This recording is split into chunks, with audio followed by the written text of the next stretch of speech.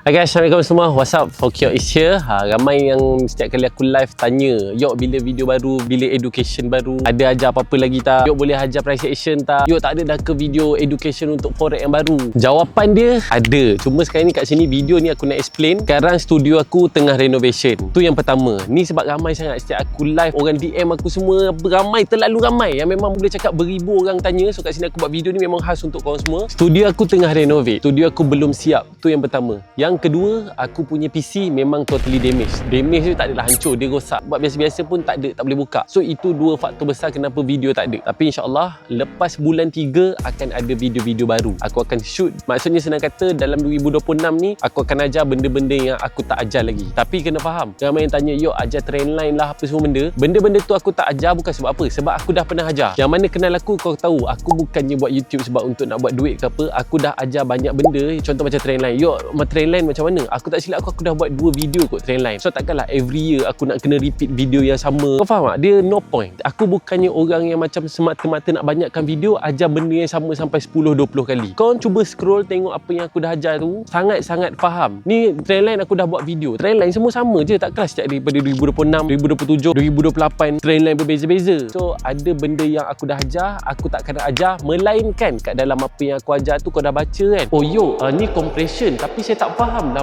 You tak ada explain lah compression ni dia kat mana.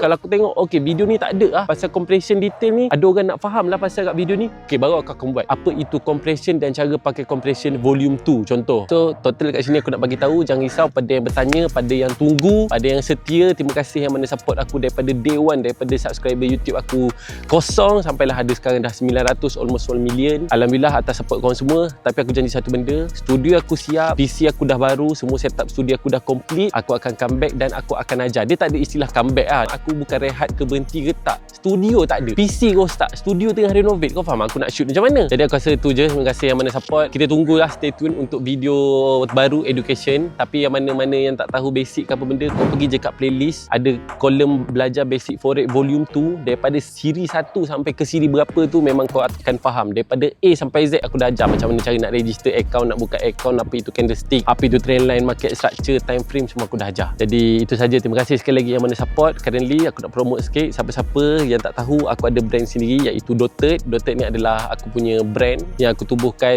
tahun lepas. So contoh macam topi ni, one of punya produk. Ada cap, ada baju, ada hoodie dan macam-macam lagi. So siapa-siapa yang ada rezeki dan suka dengan brand yang aku create, aku representkan, boleh beli dekat website dottedproject.com. Dotted Project adalah brand aku. Doakan atas usaha kejayaan aku. Moga doanya semua kembali kepada korang. So ulang cakap, stay tune 2026 video forex akan ada.